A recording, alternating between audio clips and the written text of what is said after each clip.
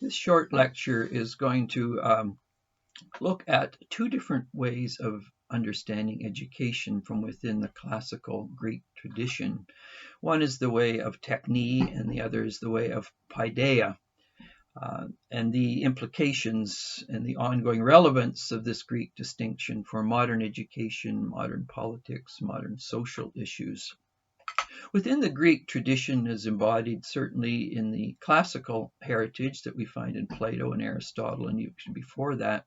There were two understandings of education. One was techne, in which a person would learn a particular skill, a particular techne, and part of the schooling and learning was to learn this particular thing. Now, in our time, it could be learning to be a carpenter, learning to be an electrician, learning to be a doctor, learning to be a lawyer. You essentially are trained under someone. There's certain skills, there's certain information that a person has to have. And then once those skills or those technical abilities are learned, that information is internalized, then they can go out and sell themselves in the marketplace for a job. And obviously some are paid more if their technical skills are more enhanced. Obviously a doctor, a lawyer, a dentist get paid more than an electrician, a carpenter, just because the implications of using their skills in a certain way are more serious if they get it wrong.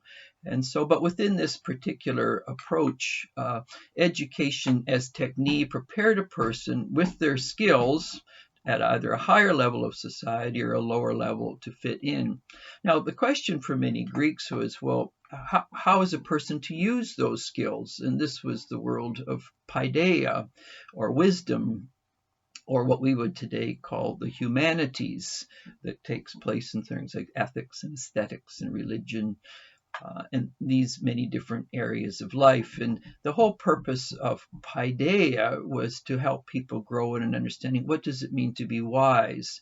How do we make meaningful decisions in our lives so that we live the most positive way as possible? So at the end of our journey, we can look back and say, well, I haven't just used my technical skills to make lots of money, to indulge myself, to build bigger barns, as it were, go on expensive vacations, but really have no concerns with others, or where there's injustice, or where there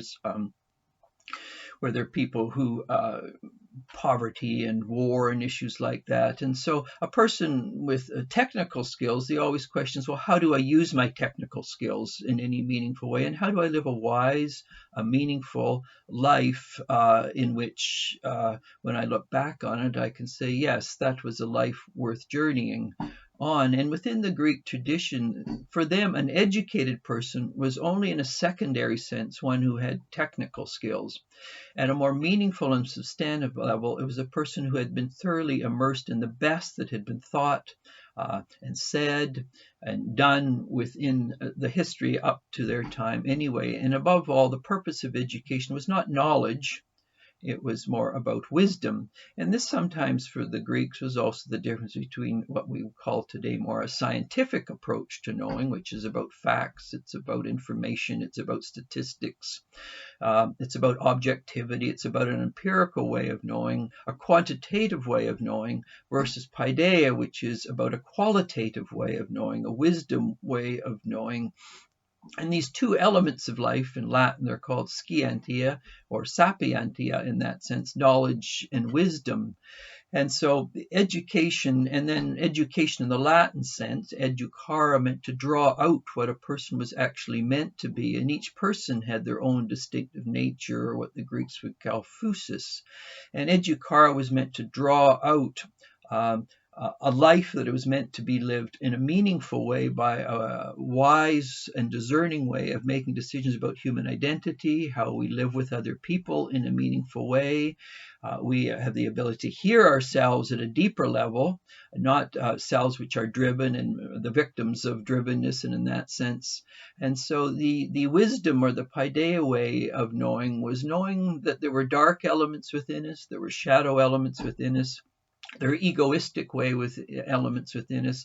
And is there something deeper within all of us that calls forth something more meaningful? In the Greek way, of course, this is the calling forth was what education, and this is why in classes in classical thought, a teacher only had a few students because it was their role and responsibility to be a midwife to birth what a person was meant to be, and for them to know how to heed and hear their own calling, not just become a victim of, in that sense, a technical way of knowing which offered all sorts of material goods, but a person could lose their soul in that process. And so classical thought, with its blending of technique skills, but that was only the marginal or the secondary or tertiary elements of life. The deeper part was calling forth students, and the word here was daimon, the daimon who they were called to listen. We get our, sadly, so the word has become reduced to demon, which is a negative word today. But in classical thought, the teacher was to be a midwife. The student was to learn how to die to that which they were not, their false self, their false face, to go deeper, and out of that a more wisdom, a more contemplative way would come into being. In that sense, the contemplative wisdom tradition of Paideia runs counter in many ways in the West to our very frantic way of being, our very busy way of being, our inability to be still, our fear of silence and solitude. And then whenever we're put in a position where, in fact, quietness and solitude, we don't know how to live with that. And so then we get busy about some other thing. And in the process, we become out of touch with something deeper within. And the technical way of learning was constantly the producing, the wanting, the having, the doing, the addiction to all of that, versus the way of being, of wisdom and contemplation.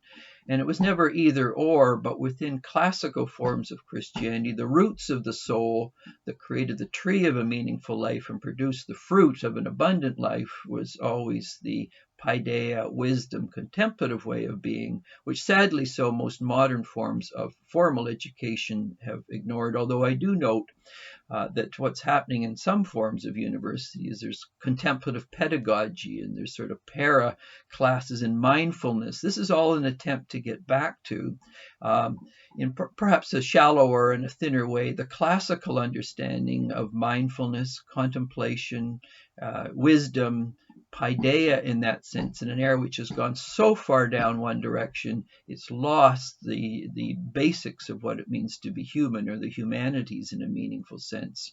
So we are finding, even at formal education institutions these days, an attempt to realize something has been lost in overdoing. We are obese in the areas of technical skills, but sadly undernourished and famished in the areas of Paideia, wisdom, contemplation. And so anytime a society goes too far down one direction, inevitably there's going to be a rebellion or a counterculture within the mind, the imagination, the souls to say something is amiss here. And this is where you get people like Charles Taylor's The Malaise of Modernity, or George Grant's The Intimations of Deprival. People feel a certain malaise of emptiness. They have all the things on the one hand that are promised when a person becomes an expert in technique, but they sense something is lacking. There's a malaise, a sense of deprival, that there's got to be more to life than this. And so